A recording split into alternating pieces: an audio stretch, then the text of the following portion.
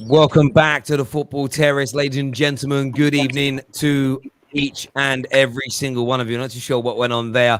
Welcome to the Transfer Predictor, new show that we're going to be doing. We're going to be doing a couple of times over the course of the window. When more transfers are done, we're going to be delving into them in more detail. But of course, there are lots of big transfers being discussed in the media, spoken about each and every single day. Haaland to Chelsea, Kane to City, Maddison to Arsenal, Varane closing in, of course, on his deal to Manchester United, amongst many, many more. This evening, what we're going to be doing with our panel tonight is reviewing some of these transfers and looking to rank them and say, are they going to happen or not? Are they average signings, quality signings? Do we see any huge flops pending? Or are we looking at potentially the signing of the season? We're going to be ranking them, putting them where we think as a panel. We want you to get involved as well. Make sure you're hitting that like and that share button. Get your super chats in if you want to place and move people. We'll open up a book on that like we always do to pay homage to previous ranking shows. Again, no one else is doing anything like this as far as we're aware. Transfer talk is fun. It's all a little stagnant at the minute, so we thought we'd have some fun tonight. And I have a brilliant, brilliant panel on the show tonight. We've got Gunner King in the house doing his thing. He's got that like Mobeen looking beard, brother. It's looking sharp, brother. It's thick. Looks good, no doubt about it. This man wishes he could grow a beard. It's man like LFC Sunny with the tash. However, he has got that good top hairline. I'll give him that one. Speaking of hairlines being on top of his head, man like Jem in the house. The vest is on, the hair is up, looking slick. The Wi-Fi though, bruv. Honestly, get out of McDonald's and get yourself some decent Wi-Fi. Speaking of good Wi-Fi, Slens is here. He's always slick. His Wi-Fi works. I heard a rumor about this guy. He's about 7 foot tall, I've heard. I can't wait to meet him to see whether it's true. And you know what? It's been a beautiful sunny day today. So none other than Sunshine is in the house with us. More shirts, more Man United shirts than the mega store at Old Trafford, no doubt about it. Evening, gents. How are we all? Good. I'm blessed, man. Thanks for having me on, bro. Not a problem. I just thought we'll have a little bit of fun with the transfer market rather than it always being about, you know, what's this journalist said? Oh, I know he works for the Time, but Fabrizio hasn't tweeted, so I can't believe it. I thought we'd have a bit more of a laugh and we'll rank the probability of the deals and the quality of the deals in relation to that. And we'll kind of go around, have a little bit of a debate. Viewers, we're going to, of course, let you have your say by getting in your super chats and all that jazz. And there's no better place to start, I think, than with the biggest transfer of the summer, the biggest transfer saga of the summer so far. And that is, of course, Haaland and his potential move to Chelsea. I want to throw this straight out to Slens tonight as a Chelsea fan on the terrace. What do you think is going to happen with this deal, mate? I think it's going to get done. And I think we're looking at the best signing of the season. Everything leads to that evidence because we create a lot of chances for a Werner who doesn't score, misses a lot of chances. I think Haaland's conversion rate speaks for itself. His numbers speak for themselves. About 40 goals last season. His goal to game ratio is impeccable. Everything leads to Haaland being, you know, the signing of the season for me. Anyone think it's not going to happen? Yes, Sunshine. What are you saying? He's not coming, man. Let's be honest. BBB are going to do exactly what they did with us and Sancho. Take the absolute piss out of Chelsea and be like, listen, you know, you're going to pay 150 million. We wanted 151 million, so you're not getting him. And then it'll be a case of, well, we'll keep him for another year. They'll get Champions League. And then it'll be like 76 or 78 million, whatever his release clauses. And then he'll be like, raw, Sancho, like, what's United saying? And it's game over. It's game over. Chelsea will have no footing. Is that a dream? I'm telling you, not fact. Is that a dream? Fact. No. I dream, bro. think the big all I'm saying is you lot have to buy him right this summer. If you don't, I agree. I swear down, there's no Which way. is why they would sell him to us. Because if they don't sell him to us this summer, they're looking at half the price next summer. That's what I'm saying. I understand. More clubs involved. Then it'd be like, raw. Because let's be honest. Let's be honest. Let's be really honest. Most of Haaland's goals have come because Sancho's been grabbing a mad assist. Like, he's been getting some serious service. If you don't get the service this season, it's going to be like, raw, I need Sancho again. I need my and another reason is the high line. Did you not see Sancho? Did you not see Haaland playing before he joined Dortmund when Sancho wasn't there? Like, fair enough, I'm not one to side with the Chelsea fans, but I think saying that he relied on Sancho's service is a bit. No, I didn't say it. No, I never used the word relied. I can't put words into my mouth. I'm not having that one. Terry, tell him. I'm just wondering, is Sancho Norwegian though? Because I don't remember him playing for the Norwegian national team, even though Haaland's goal to game ratio is incredible in that national team as well. No, Haaland smashed it this season when Sancho was injured and he was having a down patch. Haaland also had a little down patch. As soon as he come back, and now obviously TSA, as soon as he come back, it just seemed like their chemistry was back on it. So all I'm saying is both players together make each other amazing. So what are you saying on this, Sonny? What's your thoughts on it, mate? In terms of the price tag, I think it would flop because Chelsea's team is very overrated. It's done well for 3 months. Before that, the players aren't there. Pulisic, I see you laughing. Pulisic is a injury-prone player. Hudson-Odoi is so overrated. Who else do you have in that attack to contribute to the way Sancho would?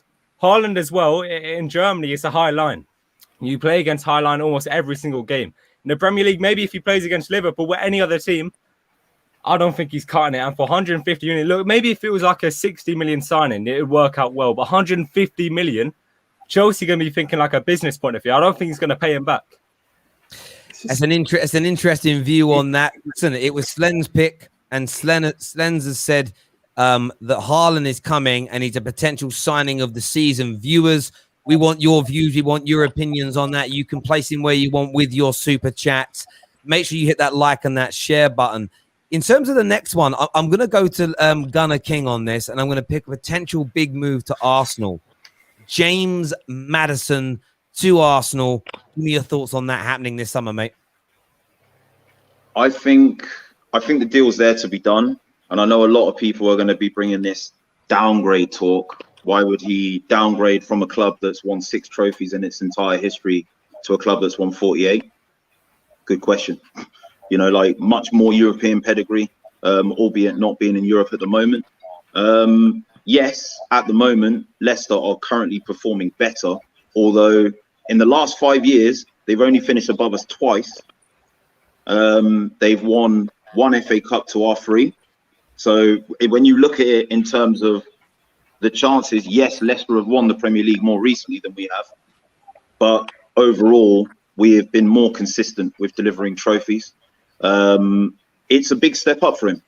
And look, I know that he had some disciplinary issues with breaching COVID protocol before lockdown that might have affected him going to the Euros. But we need to look at it honestly and critically. There is a bias when it comes to representing your nation, especially England, when it comes to playing for what we would consider a big 6 club, which Arsenal still are. So it's going to increase his stock. It's going to increase his chances exponentially to represent his country. I think it's a transfer that can be done. I think there's about a 70% chance it will be done. And I think it's going to come down to the player, I think, and how we can sell that project to him at the moment, because we're not the club that we used to be. And I kind of hear you on that around, 70% chance. Anybody think it's going to happen? Anyone else agree that it's going to happen this summer? No, you all. No, I think it will happen. I think it will happen. I think it's on Maddison. It's got to be on Maddison. If he's as your boy was saying, man, if he's willing to make that jump, I mean, let's be honest, at Arsenal, it's similar to United, where players will look like, you know what, I want to be part of that rebuild and part of that team getting that club back to where it was, because it's still a big club in that respect. You know, it may not be a big team, and that's not banter, that's genuine. Like over the past years, the team's fallen off a little. But Maddison, some players do want to move for that, and big up to Maddison if he does it, because I think he smashed it there, and I think it's the right type of signing for Arsenal of the game. There we go. So we're gonna put it into happening then, because there's 2 or 3 that think it's gonna go through. Gunnar King, where are you gonna rank it? Average, quality, flop, or signing of the season potential? I would say quality or signing of the season for us, where we are at the moment. I mean, are we talking like personally for Arsenal Football Club or ranked? No, signing of the season. Yeah, so where would you rank it? I mean, I I would definitely see it, yeah, being a quality signing. I think as much as it pains me to say it, I think Haaland coming. I disagree with any notion that Haaland will flop in this league. So yeah, I think I'd have to put it. I couldn't rank it above signing someone of that quality. There we go. Put into quality signing. We're going to move on and take a look here at one that's very, very close to happening. I think we know it's going to go through. I want to throw this over to Sunshine. Raphael Varane to Manchester United. Personal terms agreed. Everything pretty much squared up now with Real Madrid. I'm sure you think it's going to go through. Where you ranking this one, bro? For me, it's got to be quality. Like there's nowhere else you can go for me. Like unless you got other options that are better than quality, I didn't really read it too tough. Have you? It's only potential signing of the season or quality signing are the top two. You know what? As much as I know we've got Sancho, I'll probably put it up there just because most of our issues have been defensively. So if we see a more progression within our defensive system and structure, you have to say he could be potentially signing of the season if you think of that avenue. Otherwise, it obviously would be Sancho because he's the most glorious. But for me, I would say signing of the season for Man United from a perspective if we get him. Absolutely. Sonny, you're always quite outspoken about centre-backs. You said that Nate Phillips is as good as Harry Maguire. Nate Phillips is about to complete, or on his way to completing a £15 million move to Brighton. How much do you rate Raphael Varane and this move to Manchester United? Are you talking about a potential someone that can maybe be taking Van Dijk's crown, or do you think he's maybe a little bit overrated, as Jem once said, that he's a pace merchant? What's your thoughts on Varane to United? No, he's a very good centre-back, but you can be a very good centre-back and get nowhere near Van Dijk. I mean, no one can get near Van Dijk. It's Van Dijk and then it's a tier below. He's with Diaz and it's just Diaz, really. Maybe John Stones in that sort of category. I think he would. I wouldn't say revolutionise Man United, but it's what you need. You need pace at the back, and you haven't got it right now on Maguire. So I don't know how you can say that. How can you say that, bro? Like Varane, yeah. Varane has been doing it for 10 years under different managers, under different systems. Fair play, yeah. Okay, you can call Madrid the greatest teams, whatever. He's been doing it under different systems, and he's been consistent. He's also brought home a World Cup. Is that about the Van Dijk thing? Yeah, I'm about Varane, bro. Yeah, like honestly, Varane's brought him a World Cup. Like he's playing a completely different team. So I'm sorry, as much as you may think Van Dijk may be the more talented player in terms of what he's accomplished and done, there is no way Van Dijk is nowhere near those stats. No, but you can talk about longevity. That's fine. That's fair enough. But yeah, but it's not only longevity. In what Van Dijk's done. I get that, but in what Van Dijk's done in the last 3 years, I'm not saying Varane's not been consistent. He has for Real Madrid, but he's had a few off games as well as Van Dijk. But it's just what Van Dijk has done in the last 3 years has been untouchable, like Ballon d'Or worthy winning, and you won't see that for any time soon. Yeah, but he hasn't done that respectfully. He hasn't done that in the Dutch team, which is what I'm trying to say. So is it a case of Klopp's system allows Van Dijk to look as even better than what we all already know he is, or is it a case of, you know what, he goes into the Dutch team, he doesn't really have the same impact, whereas Varane goes into French team, same impact.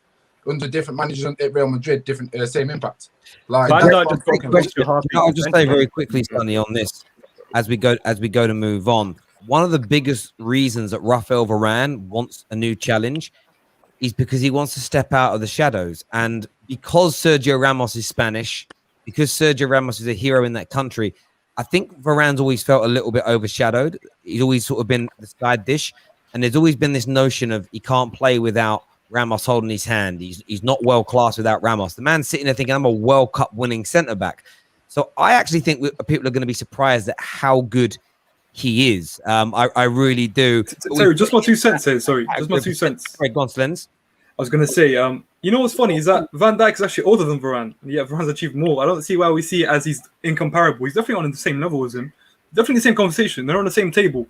It doesn't matter if he's done it at Real Madrid. Why has Van Dijk not gotten that move at a younger age? That's the longevity. Fair enough. But right now, if you think Varane's better than Van Dijk, then let me ask you one question quickly. Before we move on, Sonny, let me ask you a question. What can Van Dijk do that Varane can't? What makes him one tier down? What is that difference? It's not what he can and can't do. It's just that he can do everything Varane can do, just a lot better. He's quicker. He's better in the air, better on the floor. wins any sort of duel almost to a full completion rate. So that's all I I mean, can say about him. statistically, that isn't true. Statistically, in the air, it's true. Do you want to have a bet now? Well, in the air, it is almost fully complete. I can promise you that. I can. Okay, what's the bet going to be? Live on the air, ladies and gentlemen. What is the bet going to be? I know we'll do a bet. You've got if he's less than 90% Van Dijk, and no, not 90%. When I say fully complete, 78% upwards. Hang on, but that's not fully complete. That's 20. That's nearly 25% off, bro. It's never going to be fully complete. Okay. When I say compared to other okay. Let's slow it down. So, how much more? What percentage? How much more of a percentage is Van Dijk winning compared to Varane, in your opinion? 10%. So, if you're wrong, you're shaving your hair off, and we'll donate. Joining the gang. I'm gonna get this all up. We're gonna do this now. You're shaving your head off. And we'll do some super chats and we'll raise some money, right? Let me just get this stuff up now. Because we're doing it, right? We're doing it. The worst part about it is I checked this out live on the air the other day, so I already know that your hair's getting shaved, but I want to say it out live on the air. I know it. Everybody was. I didn't say, it might be set himself up because he got a big mouth. Do you know what I mean? So let's have a look at the defensive stats here. So Raphael Varane wins, okay, 65% of his aerial duels. 65% of his aerial duels. I'm waiting now for this to load for Van Dijk. This system is so slow. What 65, yeah? 65% for Varane, okay. 69% for Van Dijk. Hang on, but what we need to do then to make this fair is when Varane and Van Dijk's next season in the Premier League, and if that happens, I'll get a skinhead. If Varane has more than 5% more than him, or on the level.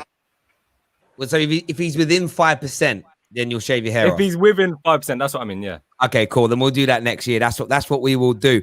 We're gonna move this on. We're gonna move this on. Sorry, gents. We're gonna move this on and go on to some more players here. We're gonna do a few bigger ones and then we're gonna do some quick fire ones. So I want to do one here. I've got to go to Sonny with this one. Jordan Henderson to leave Liverpool Football Club this summer. It would be signing of the season because we don't win anything without Jordan Henderson. People don't realize, or maybe now they realize how vital he actually was for us.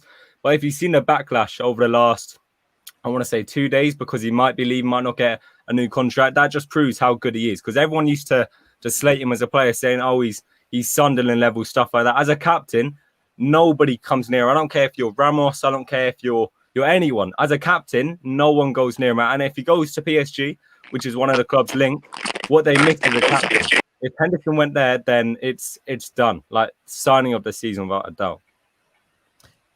I mean, you think he'll have that much of an impact? Do you think he'll leave though? That's the other question. Do you think he'll leave? Do you think Klopp will let him go? No, I think because he's such an important player, I think Klopp will have to have a say. So I don't think he has enough of a say, usually the manager. But for a player like Henderson, I think you have to get over the line, whatever it takes. So, can I just ask quickly, why is he the best ever captain? Why is he the best captain? How can you measure that? Like, you can measure from where Liverpool came from to I think it was an 8-year trophy drought, and to the improvement when he actually got a good manager on board to help him be that captain. I'm not saying he's always been that captain, but for him to, for quite a few people to say he's a better captain than Gerrard, which is that in itself just shows how good he actually is. So I think he's good, but there's levels to this shit, man. I think, look, outside of looking in, Gerrard's your best ever captain in the Premier League. That's, I agree. Yeah, Henderson, great captain. Yeah, don't get me wrong. And I can see why you want to keep him. He's integral to your team. And yeah, I used to throw shade at him, earlier on in his career, you could see the change as he matured and developed, not just to his overall game as a footballer, but to his contribution to Liverpool. But yeah, I just don't know what's going on at Liverpool, man. In fact, I do.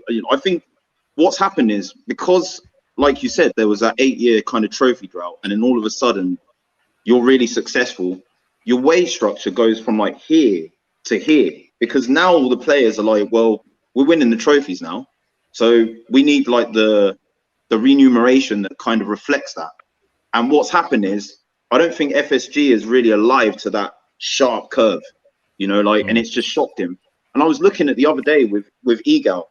You've got quite a lot of players on like a year or two left on their contract. Yeah, exactly. All at the same time that you're going to have to renew. And it's making sense why Liverpool aren't as active in the market at the moment, because they're seeing what's coming over the cliff. You know, like, I'm not saying you're going to like nosedive and not renew these contracts and suddenly become irrelevant, you know, but I'm just saying, like, it's you know who's leaving next summer, right? You all know who's leaving Liverpool next summer, right? Klopp, apparently. Well, Mo Salah is almost a shoe-in to leave next summer. No doubt. Yeah, that don't surprise me. Wow. Like 110% from some very credible people. It's all, you know. So I get this sense and feeling that, you know, they're waiting until then, maybe, because he will raise a lot of money for them. And I get the feeling, I agree with what Gunnar King has said, what Liverpool are doing. It's about clearing house before these players lose valuation in the market. The mistake with Gini Wijnaldum wasn't that they didn't give him a new contract, it's that they didn't sell him a year or two ago. But of course, they were in the midst of trying to win a Premier League. There's no sell-on value. If they start renewing contracts for 5 years for the Mo Salahs, for the Jordan Hendersons, etc., there's zero sell-on value at the end. And you're absolutely right. As you start to, I checked these stats versus some online websites that show the Liverpool player wages. They're about as accurate as you can find them. From 4 years ago until now, there's a base increase of about £60 million a year. That doesn't include bonuses, though. We saw how high their salaries went with all those win bonuses from the 19-20 season.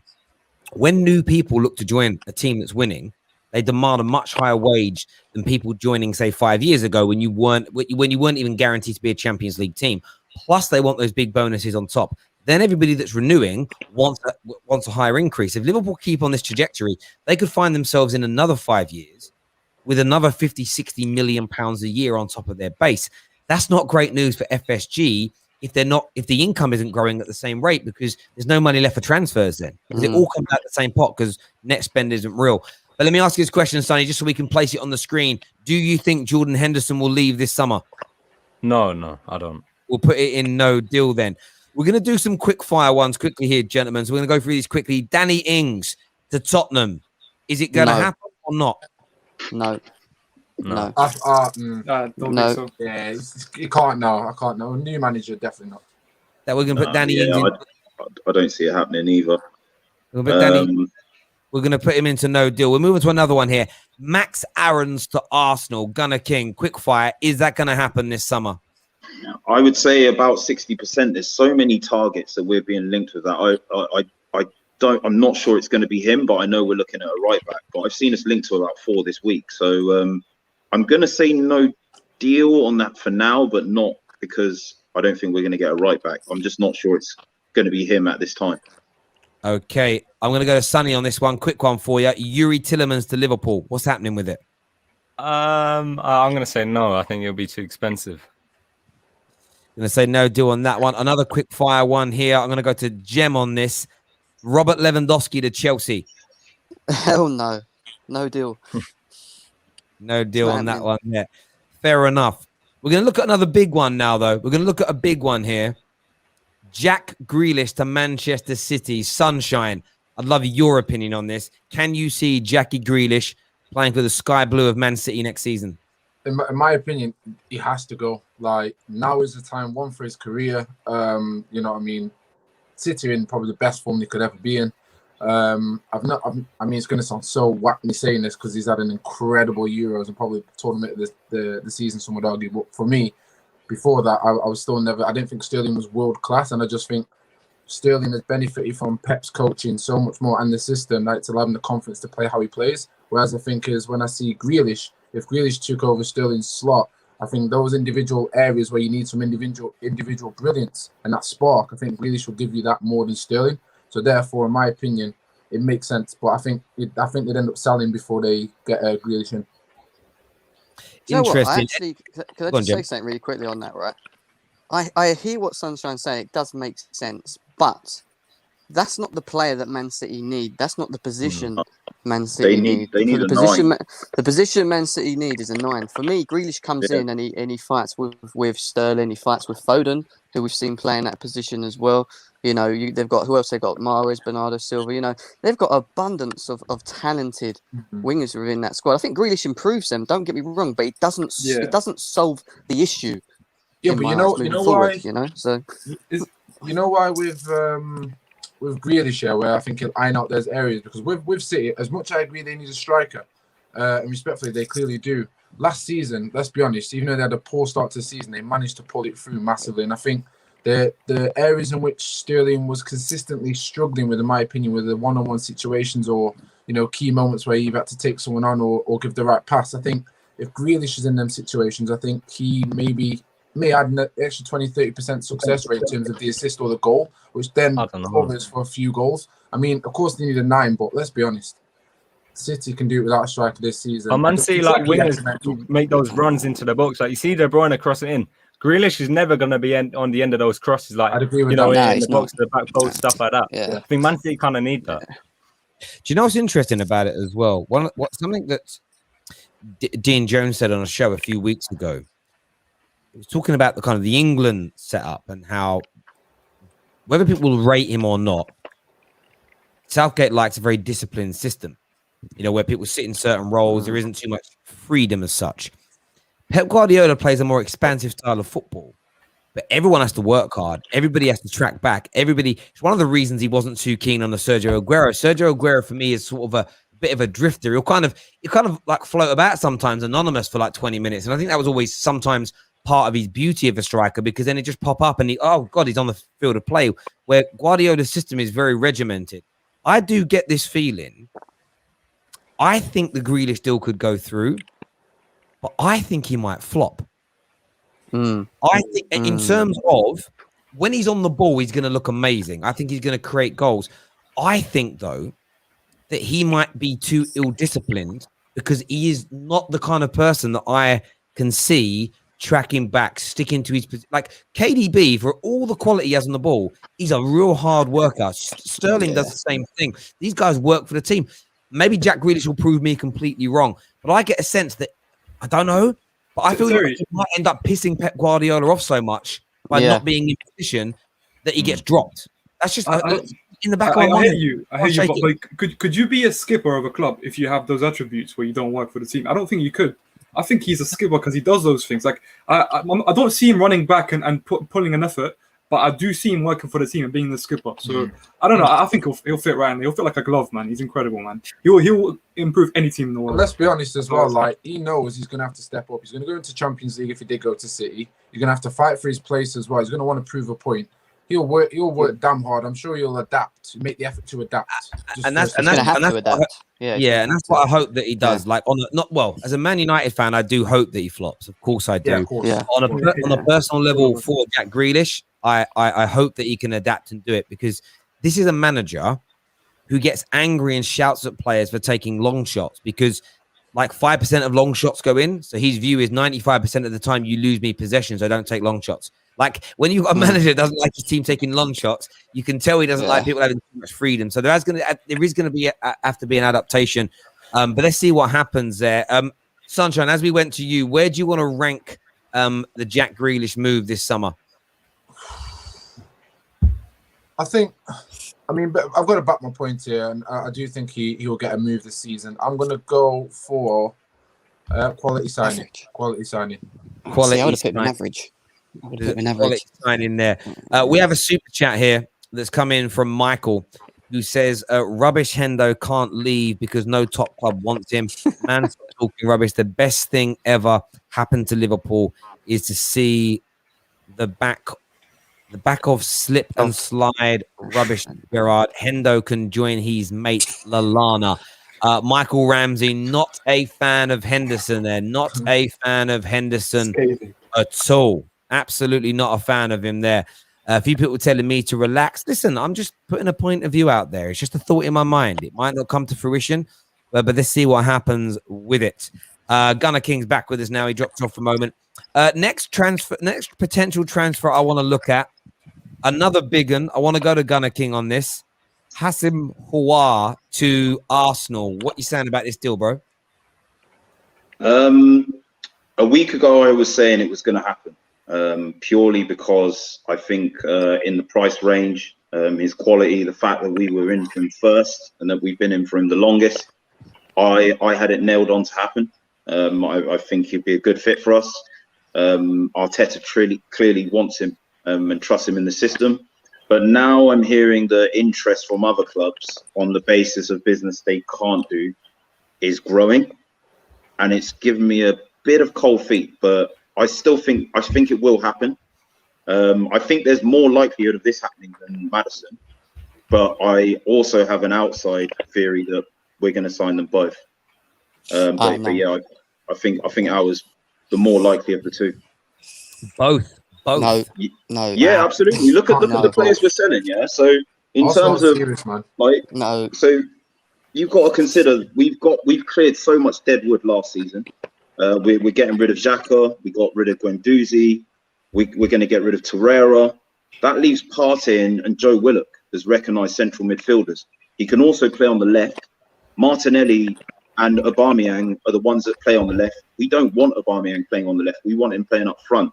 So there's also a slot for him there. And his price last season was 50 million euros, and now it's 20 to 25 of add-ons. Like, so it's not beyond the realm of possibility. You know, they've spoken about this 250 budget. I've said all along in the summer that 100 to 150 of that will come from the club's coffers, and the rest will come from player sales. There's more than enough to pay for both. But if we're ambitious about getting back in the top four, these are the kind of moves we need to be making. But they don't. I just have to ask you though, you see in the past, have you seen your club put their own money in? Because I see you guys selling Xhaka, and I do see our coming in. But one thing we haven't addressed about Maddison is that, okay, you might agree to the move, but what about Leicester? Because Leicester, they put high prices on their players. I don't see them selling them for less than 50, to be honest with you, if not more. So no, it's going to be more. I think it'll be closer to 60, maybe 70. But look, as I said, you know, I think I could name a few other players. Ainsley Maitland-Niles, I think he'll go. If it means Joe Willock has to be sold, maybe they might look at that. You know, he did well at Newcastle last season. Kolasinac, he'll probably go. Nketiah could go. Lacazette's in the last year of his contract. So we're looking this summer. It's not just about the business that we're going to be doing to buy players. I think at least 4 or 5 of the players that I've mentioned will be sold as well. And when you're looking at selling 4 or 5 of those players, you're looking at probably raising another 80 to 100 million from their sales. Which you won't spend, man. Just be serious. Could I just get some clarity? I mean, look, what you've got to understand, right, is ESL Gate happened last year, right? And then after that, we watched West Ham then also finish above us, in addition to Tottenham that have been doing that for the last 5 years. And then we watch you lot win the Champions League and you guys going down to our stadium to celebrate. Yeah, so you got to understand, yeah, all of this, yeah, is like, there's only so much more of this that can go on before, someone, like, that's it. This is the straw that has broken the camel's back. These 4 incidents together have made this season very different. And you're seeing that in the way that we're doing business. We're not hanging around and dilly-dallying, waiting until the last week of the window. You know, we're doing business early. So I know, I agree, but you lot said this last season, and you go and sign Thomas Partey, and you all right, you will sign players, but the level of players that you bring in is what I question, because Arsenal Football Club, as a rule, do not bring 4 or 5 top quality players in positions. They just don't do it. So for me, it's yet to be seen, bro. But look, what I'm saying is what you are seeing at the moment is a different situation. Like, you've got to understand my pain as an Arsenal fan. Yeah, like I've seen many bad Arsenal teams. Yeah, but to see those 4 things happen in one season, like, and one closing end of the season as well. Do you know what I mean? It's literally like held the mirror up to these Kroenkes, who I've got no time for, but they know as well. In fact, I want to add the takeover bidding as well, because the fact that there has been interest from the Spotify guy, now that's basically what they're saying is, if you're not shitting, you've got to get off the pot. Simple. Excuse my French. But, I do hear you on that. I think Arsenal's transfer approach is different from last year. It feels different from last year. There is no doubt about it. Let's see what happens. But I'm going to get you to place Hassim Aouar now. You're putting him in happening because you've said 60%. Whereabouts you going to place him, Gunner King? I think for us, I'm going to put him in the quality signing bracket. Actually, no. I'm going to put him in potential signing of the season based on his value, not his ability. I'm just no. Hear me out. Not based on his ability, but last season he was being quoted as a 50 to 55 million euro player, and it's circumstance that is making him available at this cheap. In terms of Lyon's financial situation, not qualifying for Europe, the French league being washed financially, we're effectively getting a player half price due to all these circumstances. So he better get you Champions League football, bruv. That's what I'm going to say if he's signing. But I'm just saying, we have to speed up on this because of timings and everything else. Really good points being made there. I need to do some quick fire. A lot of people, some agreeing, some disagreeing in the comment section. Remember, get your super chats in if you want to move players around or place individuals. We're going to do some more quick fire ones now. Slens, I'm coming to you first on this. Jesse Lingard to West Ham. I think it will happen. I think it'll be an average signing. I don't think it'll be the same impact he's had last year. Fair enough. Jem, I'm coming to you next. Locatelli to Arsenal. No deal. No deal. It's a rumor. I'm putting it there. Sunshine. Paul Pogba to leave Man United and join PSG. I've actually got a bet on this. You know, I don't think he'll leave this year because I just don't think he'll get the wages that Mino Raiola wants to get for him. So I'm saying it's a no deal this season. There we go. Sonny, Kylian Mbappe to Liverpool. I'd love to put like Son in the season, but it's no deal. You know what's mad? Everyone keeps saying this deal isn't happening, but I still keep seeing, like, I click on like a Liverpool newspaper, like for their transfer latest to see what the aggregator is coming up with, and I keep seeing his name on there all the time, boost, and I'm like, why do they do it to themselves? Honest to God, it's like me saying, listen, boys, I know my jammer was engaged, she's now broken up with someone, I've got a chance. It's crazy. Right, let's do a few more quick fire ones. There's a player on here whose name I don't know, but he's about 9 foot tall.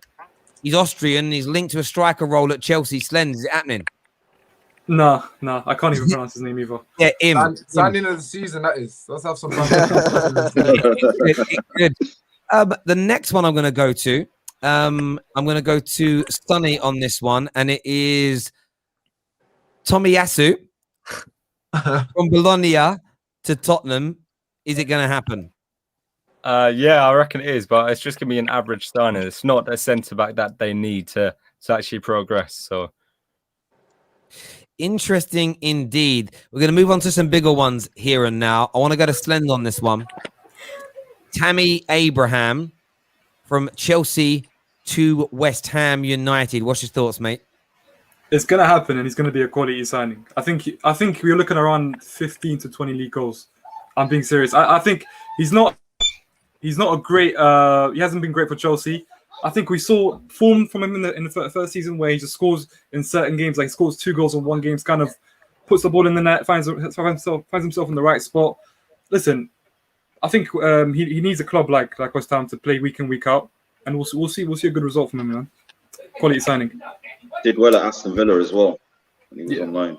Yeah, I think with extra space, legit, right? I think with extra space, teams playing with slightly higher lines, they're not sitting back in terms of low blocks. Just like Jesse Lingard looked better, just like Joe Willock looked better at Newcastle. I think Tammy will come alive. These players, they're that level below the top 6, in my opinion. They're Premier League players, but they're a level below the top 6, where 95% of the time. Sorry, can I just say? Go on. Sorry, I was going to say people rate DCO and Bamford and all these. I think Tammy can match them. I think he can match. I think DCL got 16 league goals. I think Tammy can match that. With Did you say 20 league goals for Tammy? I said 15 to 20. 16. You got 15 to 20. He scored 16 already. We'll see. What are you talking about? Yeah. 16 and 20 for West Ham. I'll believe it when I see it. No, he scored 16 last season. Let's see what all competitions For West Ham. No, Premier League only. He scored 16 in a big shout for Chelsea in the Premier League. Okay. Look, I don't know if he'll score that many, but he's definitely going to score goals. And listen, I think he's better than Patrick Bamford. I think he's as good as Dominic Calvert-Lewin. He just needs to be in the right team where teams are more open. It's like a lot of people keep talking about Dominic Calvert-Lewin. He's a risk at anyone buying him at the money that Everton would ask for, because we've never seen him play against low blocks week in, week out. We're knocking it long, which is his best attribute. Isn't an option anymore. Like it isn't going to be. He'd be a great benchman for a club for a plan B, but I just don't think. I think Tammy's better on the ball than him. One thing. Go on, mate. Sorry, one thing about David Moyes as well is he seems to be very good at taking players like that profile, where they have come from those big six teams outside of it, and working with them to like build up their confidence and get them firing again. He's definitely a good manager for him to consider working with, given his situation at the moment. Yeah, no doubt about it, and I think he proved a lot of people wrong last year with what he did at West Ham. There's no doubt about it at all. Viewers, please do me a big favor right now. 1,500 of you tuning in live. Smash the like button, subscribe, turn on the bell notification and all notifications so you know when we go live next. Or sign up to our Discord server, because all of our videos are posted in there each day. We are actually changing from the WhatsApp group for notifications as well and going across to Telegram, so we can fit more of you in the group, because we can only get 250 in the WhatsApp group. That filled up in like an hour, so there's no room for anybody else. We're going to be creating a new one so we can get these notifications out to you, because YouTube's a bump. We've got 201,000 subs and we get 22,000 notifications sent out a week. Just 22,000 a week. Should be 201,000. Well, if you haven't got them turned on, you don't get them. But it should be 200,000 a day, bruv, minimum. But for some reason, some people are not on that preferred list. But there we go. Next, we're talking Man United. Kieran Trippier, sunshine. Do you see that deal happening this summer? You know what? I genuinely do. Correct me if I'm wrong. Is his agent the same as Varane's? Yes. Okay, so yeah, that's got to happen, man. I think it's been fair to say at right back. I mean, with Sancho coming, if he does end up being the right wing, which we all assume he is, I think it will help Bissaka a lot. So I don't think ultimately all Bissaka will have to do is make a few overlap runs just to take a few defenders away, and occasionally whip a ball in. But if he does come, then it's just extra firepower in terms of an attacking prowess for us on the right. So I'm more than happy to have him. And in that case, I would definitely say is it a good signing? Good signing. Quality, I think. Quality. Yeah. I'd say quality signing, because he's technically still got it. He's probably not got the legs, but technically still got it. And we also what happened with him and Shaw. He benches AWB though, didn't he? 100%. I think he will. Yeah, I was about to ask that. Yeah, I was about to ask that. Yeah. His positioning is awful, Wan-Bissaka, man. Every time I watch him. Agreed. Always tucked in, man. Agreed. I think it's very good for AWB. I think some of his flaws have been exposed, but he's still very young, AWB, and I'm looking forward to him like progressing and getting better. I think 100%.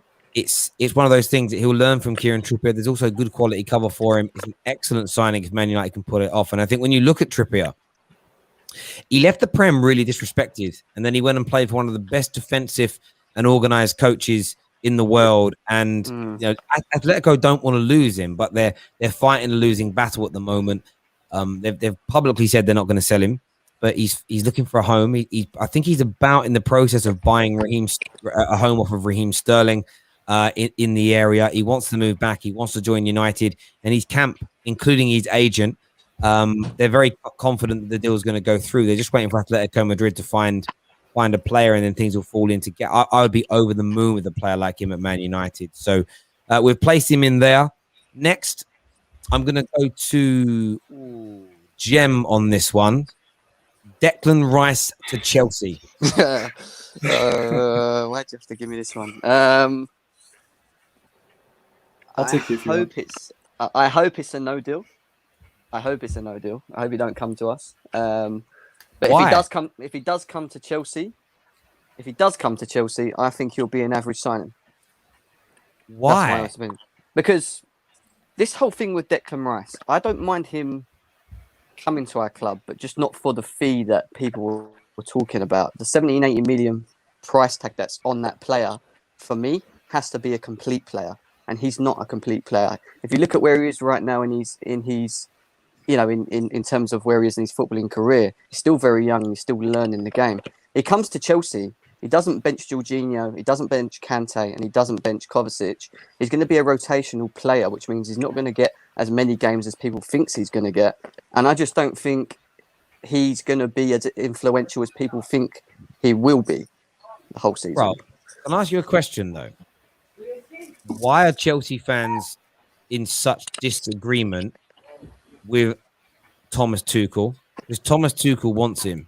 Chelsea Football Club, who all I've heard, after the Super League thing, and you guys changed your mind, we just heard our board, our club, Marina's a don, Roman's the man, Tuchel's the best coach in the world, my German manager.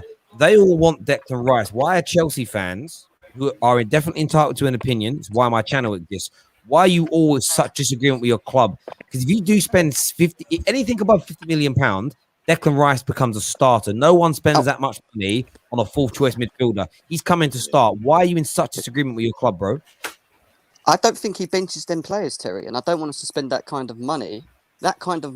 When, in all fairness, I think we should spend a little bit less in that position on someone like a Tchouaméni or a Kamara from Marseille you can pick up for 15 and 20 mil. Because why? Because they're not that much of a risk. If they flop, and they're not going to be playing as much anyway. And I think with Declan Rice, like you said, you're going to spend that kind of money. He has to start.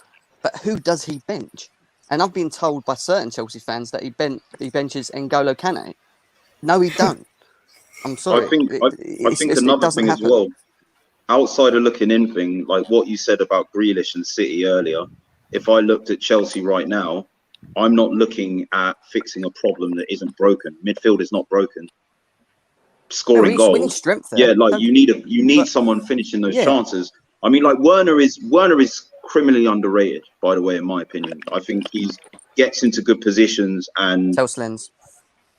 Like I also think as well, like his positional play, the way he drags other defenders out, creates chances for your midfielders. However, you do need someone that can finish their dinner, like a lot more than Werner can. So, I mean, I think if I was a Chelsea fan, I would be thinking, if we're spending that much on Rice, we're not spending that much on a Haaland, and that would be a problem for me. Well, look, I do get that element, but again, a lot of people have said Terry, like answering my question again, Terry, because he's average. Again, you're not listening to me. The club that have made you two-time European champions, the club that took you from being a medium-sized team in England to one of the biggest teams in the world, a manager that you've all raved about and said that he's an absolute genius, one of the top 2 or 3 managers in the world. They think he's above average. Like, my point is, but Terry, when comes the point with Chelsea fans where they say, do you know what? I'm putting my feelings aside and I'm backing Thomas Tuchel. No, but we are. That's not the point. Listen, if what happens is, hold on, Jem, 1 second. If we do end up signing him, that's my stance. But at the moment, I believe the club want him. I don't know if this is true. I'm not sure if Tuchel does want him, because I look at Tuchel's older teams. The profile of midfielders he had are different to Declan Rice. So to me, it's just, I don't know if I fully believe that. Again, as Jem said, if we're signing someone for 70 million or 80 million, I want the best in the world. That's one of the most expensive CDMs in the world. I want the best in the world. Is he one of the best? Is he one of the best young DMs in the world? I'm not. Is he an upgrade on Jorginho or Kante? Not for me. If he comes in, I'll back him. Verratti's going for 70 million euros as well. People forget this. Verratti is available for 70 million euros. Yeah, I know they're not looking to sell him, but that's a complete player. That's someone that walks in and probably benches and maybe Kante or Jorginho in certain games. You know what I mean? He's a top player. Declan Rice don't do that. I'm not saying that if they bring him in, I'm not going to, I don't back Tuchel, I don't back the board. Of course I will back the board and Tuchel. It's just that I don't think it's the right decision or the right time to spend that kind of money on a certain individual. That is all. You've got to be honest with yourself as well and go, is Declan Rice 80 million player? Like, I know we're all overpaid. I know he's English. We can talk about English tax, but let's just talk about the football talent and what he is and what he's achieved so far in his career. Is he genuinely 80 million? And if he's not 80 million, you do think he's cheaper, would you still say he's 60 million?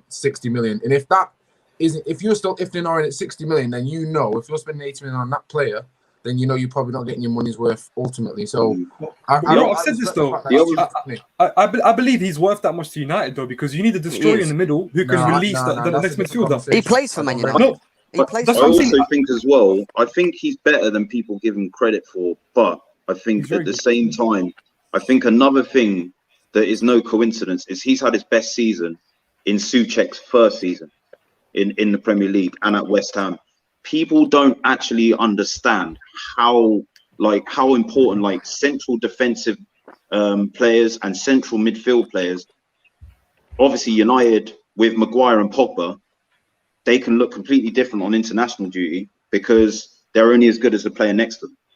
And I think Rice, without saying he's a bad player, without saying he doesn't deserve more respect than he gets, I think parts of his game are overlooked or overrated on the basis of who's playing next to him and how much easier that makes his job. Yeah, I do understand that. I suppose my view is this. A lot of Chelsea fans are talking about spending above the valuation on Haaland because it stops anybody else getting in from next year. You've also got what's Rice 22. Yeah. About Yeah. that, yeah. And as you've just said, maybe to Man United, he is worth 60, 70 million.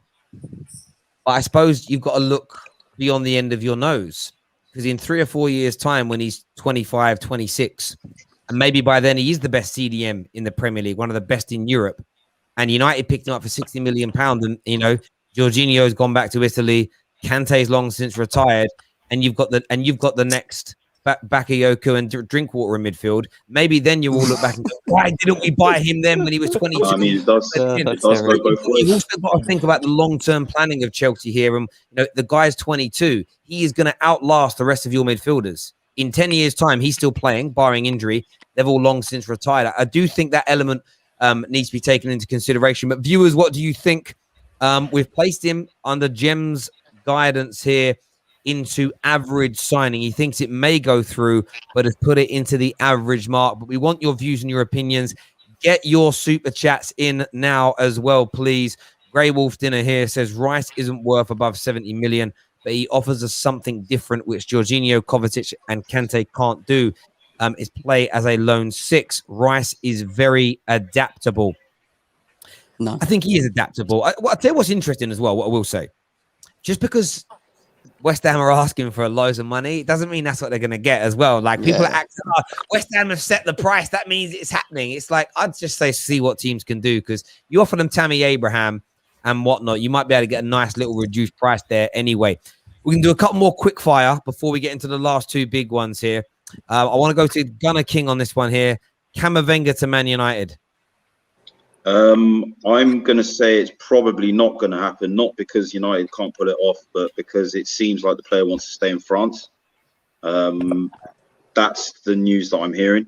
Although Pogba going to PSG might change that, and ironically, they're both being linked to PSG. So, but yeah, I think at the moment I would say it's less likely to happen based on the player's wishes.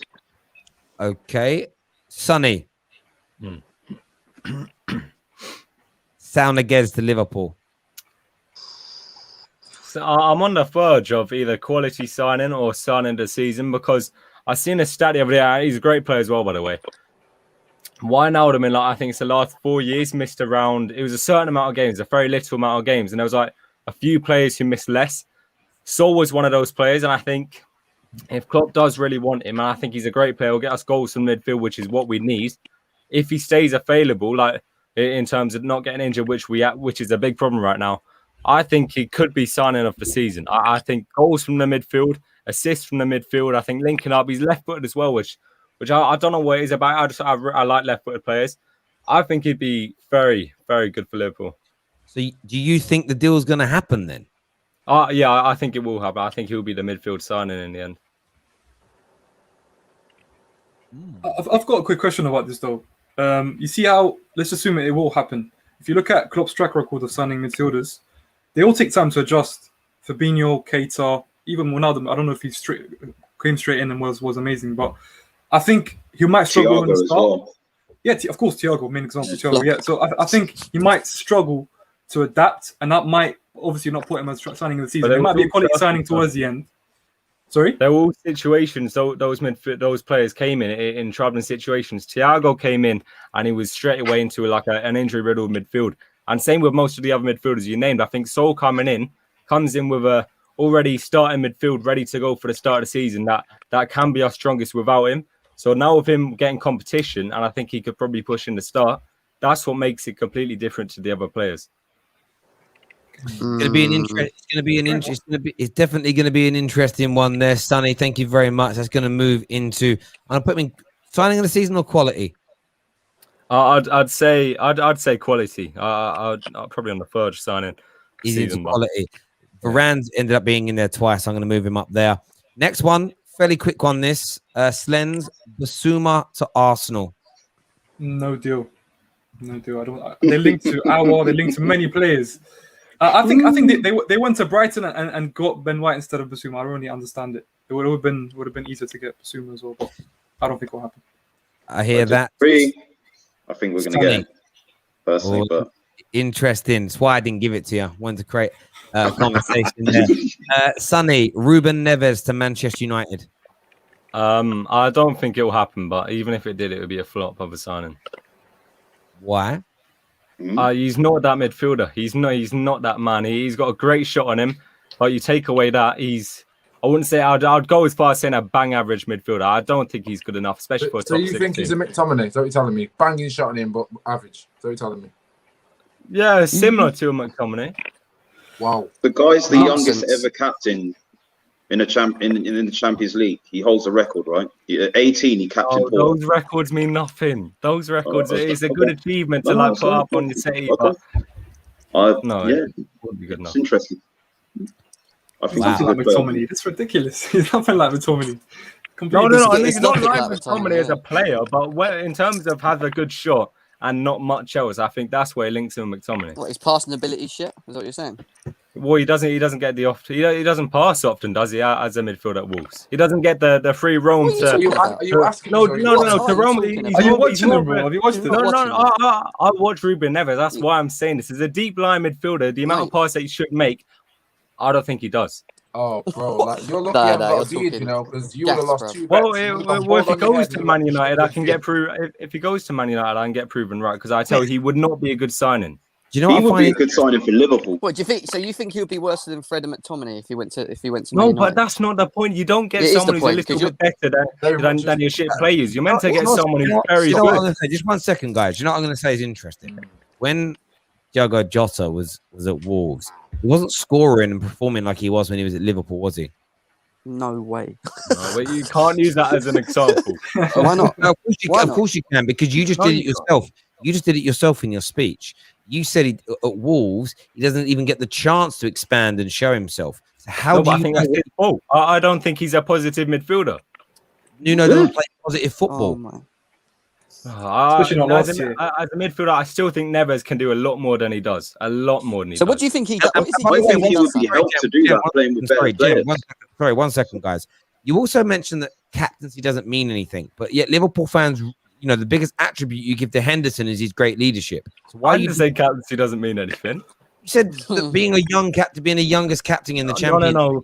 No, I meant of how good you are. You can captain someone as a young team. I bet the reason he captained that game is because of an injury. That's my point from that. Well, he wouldn't have been the captain of that team when he's 18 goals. Back and look, but yes, there may have been an injury, but then he would have been stepped above all the other senior players because of his leadership skills. And I thought leadership skills were pivotal to teams, honey. But it would have also been his ability as a footballer at that age as well. Mm-hmm. I don't think that means anything. So I reckon it was probably a cup game or something you do. Like we gave Curtis Jones the armband at a game last season. It doesn't mean much. No, I think Ruben Neves controls and dictates the tempo of the play. He's good with the ball at his feet, and that's what Man United need. Especially when they're playing from the back, give the ball to him, look up, play that ball over the top. We know Fred and McTominay's distribution is not the greatest, and that's something I think he would bring. Sonny, I'm sorry, mate, you're talking bollocks. I'm sorry. Roman's Army here says Salniguez gets 12 goals in 3 seasons. Ruben Neves 11 goals in 3 seasons at Wolves. Very, very similar statistically when you actually break those two players down. But I suppose beauty is in the eye of the beholder. We have saved maybe the transfer to a last that could, will maybe break social media in many ways.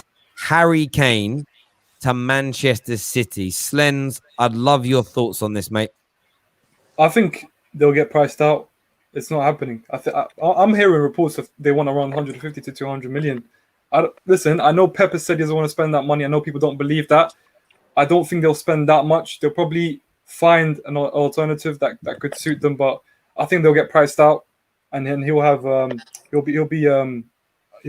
a good season as well. I think he'll be falling out. I think it's going to be a very difficult time for Kane, man. So yeah, See, that's my opinion. I actually think it's more likely they'll get Kane than they'll get Grealish. And it's not to say Grealish isn't the better player and the younger player, but they need a number 9 more.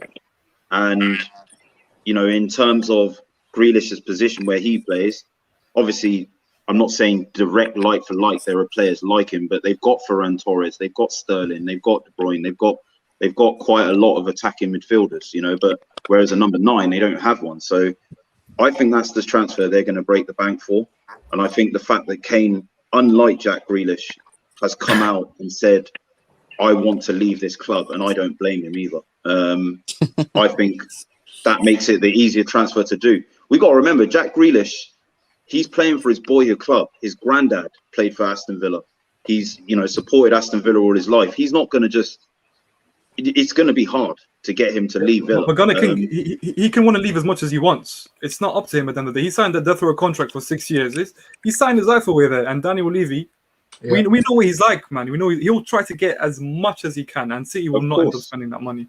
Of course, yeah. But I think with Kane, though, you know, I don't want to gas him up too much, but obviously the service that he's given Tottenham, how long he's been at the club, I don't think Tottenham have had a player with quite the playing power that he's had. I know Levy's been difficult with players in the past.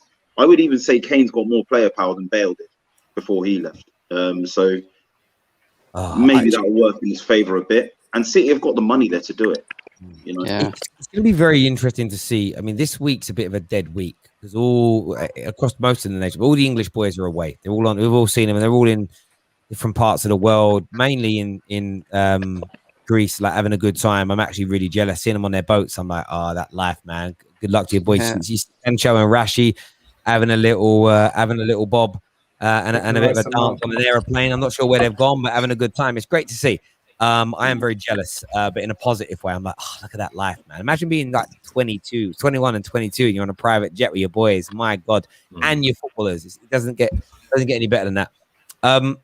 When Harry Kane returns and this 100, there is going to be a new bid from Man City. This will happen.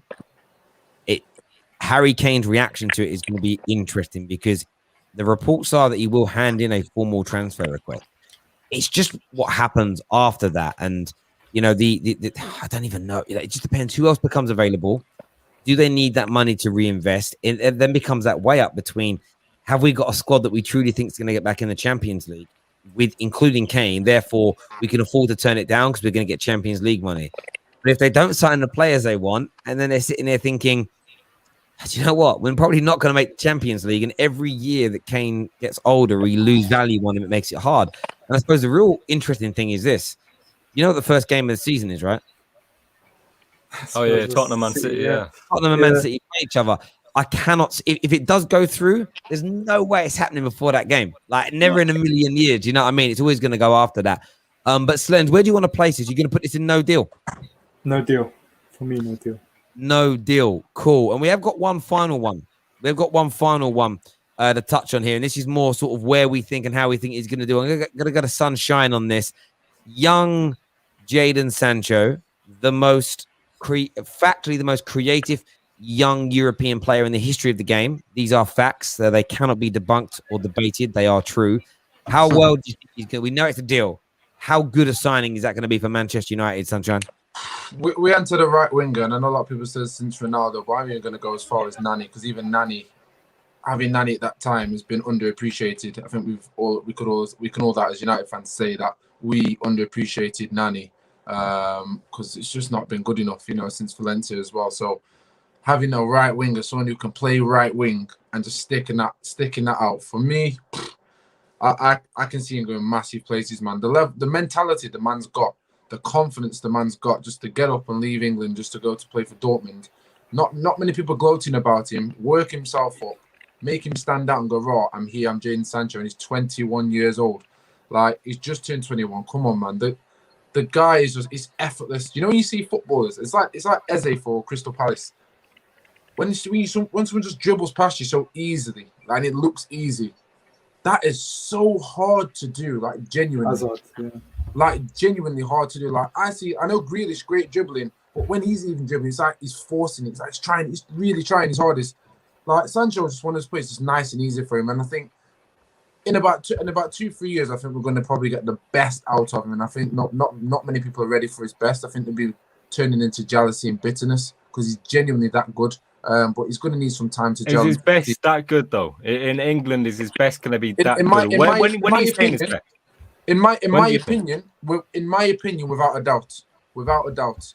So when do you think his best would be? Like, do you think it would be in like 5 years or something ridiculous? Or as I've just said, about 2-3 years. Because again, when you've got talent, I always talk about in this day and age, it seems like talent means you're world class.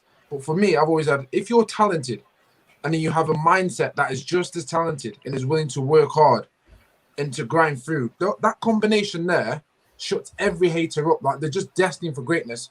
Bear in mind, bro. I've got a question for you. Simple question. In the next decade, for you, Terry, as well, for the next decade, do you see him winning a Ballon d'Or? Respectfully, I'm not going to put this down to his footballing ability. I just don't believe the Ballon d'Or has any credibility anymore based on. We all know there's players out there who deserve it. In my opinion, I even think Kante should be spoken about. He's not getting spoken about having Ballon d'Or. Lewandowski was an issue. So I don't put any trust in the Ballon d'Or being selected. However, Raphael should be mentioned within that bracket in 3 or 4 years' time. No question. In my mind, no question. Yeah. The credibility thing, I agree with on that. I want to go back to Sonny's point around when's he going to be his best. For me, maybe today isn't the right show to do this because there's now going to be a question straight back at you. Maybe this will come in the season preview we do on the terrace. But I need you to define for me what you would consider to be the best. Because if he comes in next season and scores 15 goals and assists 20, some people will say, but what's he doing when he's not setting up goals and scoring? The goalposts for Jadon Sancho is going to get the Pogba and Bruno treatment, in my opinion, and the Rashford treatment. The goalposts are going to continually be moved. 3 years ago with Rashford, it was he doesn't score enough goals. In the last 2 years combined, there's only been 2 left-sided attackers in the top 4 leagues in Europe that have outscored and assisted him. And by the way, those men are in their late 20s, and he was 21 and 22 respectively in that time period. But yet now it's but what else is he doing other than the goals? I think Sancho's going to get that treatment. And as a Man United fan, and I expect all fans of their football club to do this, I want to protect him and say, okay, what does his best look like to you, Sonny? So it's a case of, is it goals? Is it assists? Is it that coupled with the team winning trophies? How do we quantify what the best looks like? It can't be a preference thing about, well, I don't like the way he dribbles, because that's neither here nor there. It doesn't matter what you like and I like. It's about what's the end result. So for me, I think we're going to see a very good player straight away. I do think that when you're in an attacking position, it's easiest to judge your outputs because the most important part of your job is creating and scoring goals, and they're very easily measurable. Chances created as well, you're also going to see in terms of big chances created and openings for others.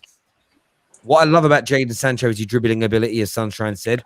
But it's the fact that he draws people with him as well. Whether he cuts inside or he goes on the outside, he takes people with him.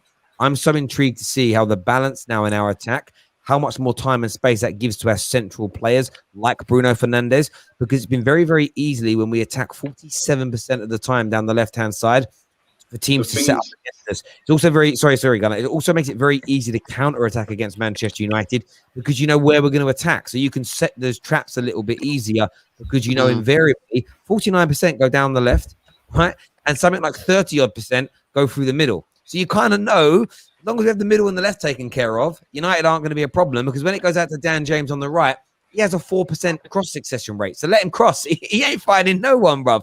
So for me, I think he'll do very, very well from the beginning. And in 2 or 3 years' time, you'll be looking at one of the best create. I think, actually, I even think this, I'm going to go this far with Jadon Sancho as a man and as a player. In 10 years' time, we're going to look back and we're going to have witnessed one of the greatest creators that Europe's ever seen. That's how good he is. Yeah, wow. I rate the kid. And what I wanted to say, though, is it actually gives United a lot of balance as well. I actually think he's better on the left. Like, I've watched a lot of Bundesliga. My missus' brother-in-law's German, and he actually plays more games there. Rashford is having his surgery, I believe, so he's going to be out for the first part of the season. Martial's coming back. So I think he can slot on either side as well. So you've got Greenwood and Diallo on that can play as right-sided midfielders with left feet that cut inside. Martial can also play as a 9 or on the left. Rashford is very similar. So, you know, you've got Cavani up top. So you've kind of got that situation where Greenwood probably is also looking to be a number 9 in the future as well. So he just kind of gives you balance to be able to rotate one of those guys to become a striker as well. It just balances out your attacking play a lot more. Yeah, there's no doubt about it. Sunshine, just quickly, because I know you've got to shoot off. Where are you going to place him in terms of ranking? How good you think his transfer will be? Like, I mean, there's quality, and then the signing of the season. I'm going to go signing of the season, man. We can have two at United. There we go. I mean, they're potential, so they definitely could be in there. Eric Palmer here with a super chat says Man City owner just secured a $650 million loan to improve the squad. Kane definitely. I don't know anything about this. A lot of people might say, "Why is a billionaire taking a loan?" Listen, mate. No, but you do. If I can, that's why rich people are rich. Don't spend your money if you can spend someone else's, bro. Like I would. It turns out a lot of people here telling me I'm deluded for thinking Sancho's that good a creator. Listen, great. Let's see what happens. Let's see what happens.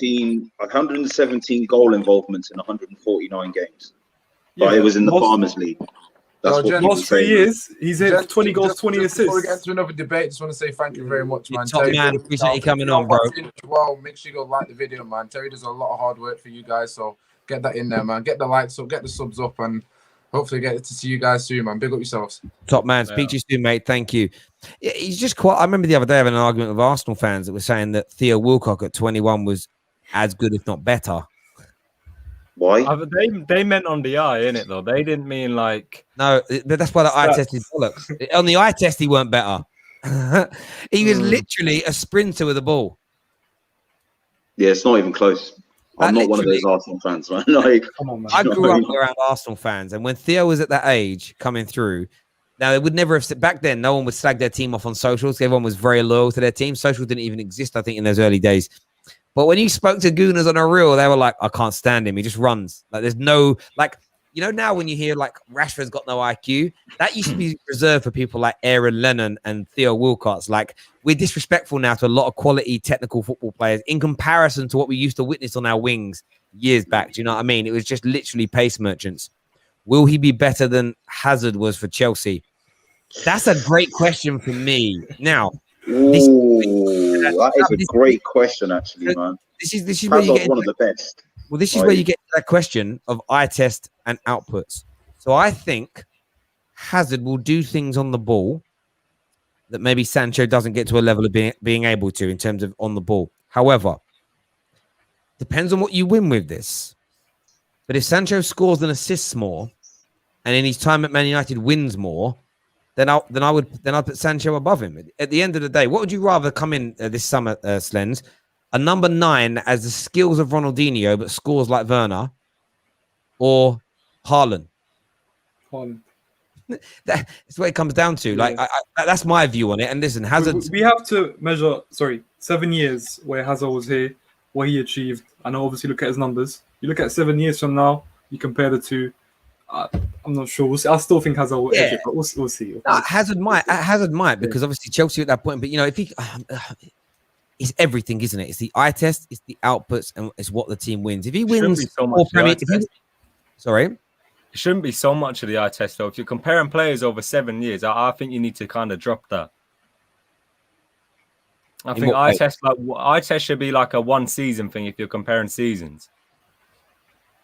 I understand where you're coming from. I think from my point of view, like I've said, I think you have to look at the eye test and how good a player is and things they do that are not as tangible as a goal or an assist. You have to look at goals and assists, and then you have to look at what they win and what they achieve. You know, if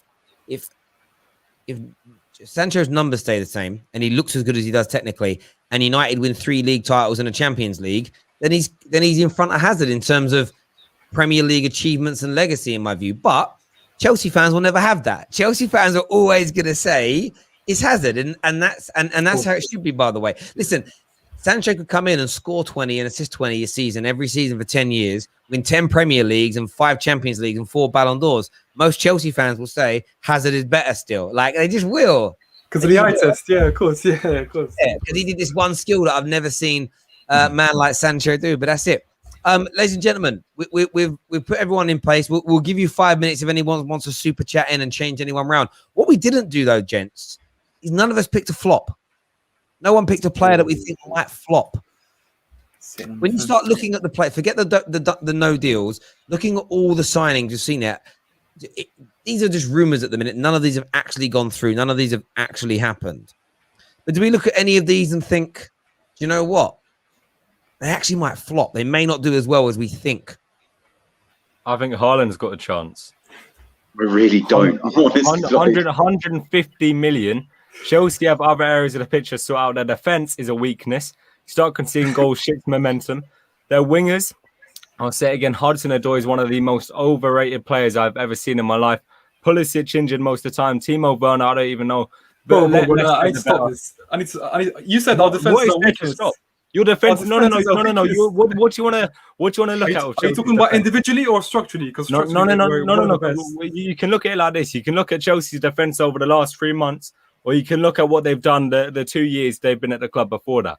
I'd rather go for the 2 years where they've been, I wouldn't say bad, but not good enough, which is a fact. So when you say flop, let me just, do you look at it like, if he only scores 35 goals, he's still a flop because he costs 150 million pounds? I think that's what he's doing. I really do. No.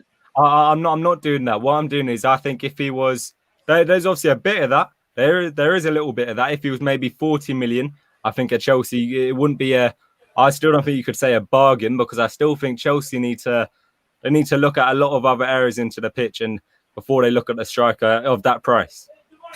Do you know what you've got to look at, though, when it comes to the reason that he's costing that much isn't how many goals he's just going to score straight away.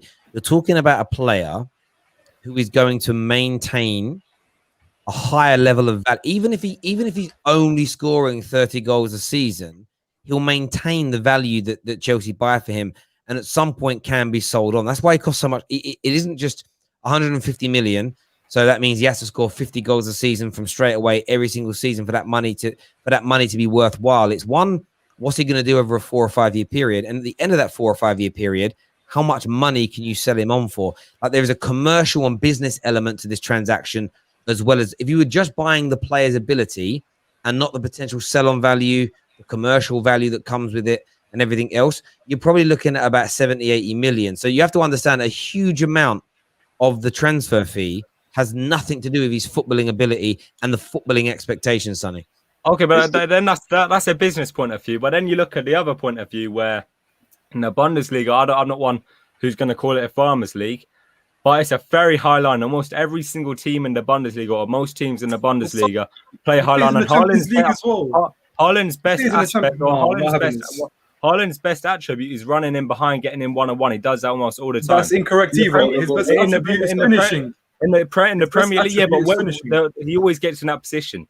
In the Premier League, there's probably about three to probably 6 teams in the Premier League who play the high lines that the Bundesliga do in the whole league. Listen, you haven't got creative wingers, and Haaland's been banging them in with a creative winger. Chelsea haven't got. Wait. How did Liverpool win the league then? Because Salah and Mane both rely on space. It's supposed to be a low block league, isn't it? So how did they succeed? And you talking about we had a completely Salah relies on space. But we didn't rely on our attackers to win us the league. What? Of course you did. Of course you did. No, we didn't. Of course you did. No, we didn't. Bro. Right. So let me just clarify what Slins is saying. Yeah, you're saying that the Premier League, they don't play with the low blocks. Yeah, but you play with a false 9. Yeah. So the Firmino drops, draws centre backs out, and Mane and Salah exploit the spaces behind them. So in terms of, yes, if there is a low block, this is an example of a system that can negate a low block, which is a system that Haaland could play in. The other thing I would say about, just because Haaland plays in a league where there might be a higher block, his athleticism, like, look at him, like, the guy, like, look at his strength. Like, you know, physically, he is domineering. He is developed beyond the years of his age physically. and that's only going to increase because he's like, I just want to 21. say, He's still growing as well, you know. Like two things about this Bundesliga thing. Number one, I think his Champions League record speaks for itself. Like it's one of the, at 20 years old, one of the best to ever play the game. That's what in the Champions League. I think he's got a game to goal ratio again. Number two, Timo Werner is the biggest example of someone struggling because of adjusting to another league. But the thing about Timo Werner is he still was in those opportunities to score. Still opportunities to be one-on-one and miss that chance. Now Haaland, what he would do is he might miss one or two of those chances, but he'll score a lot more. Haaland doesn't create those chances though.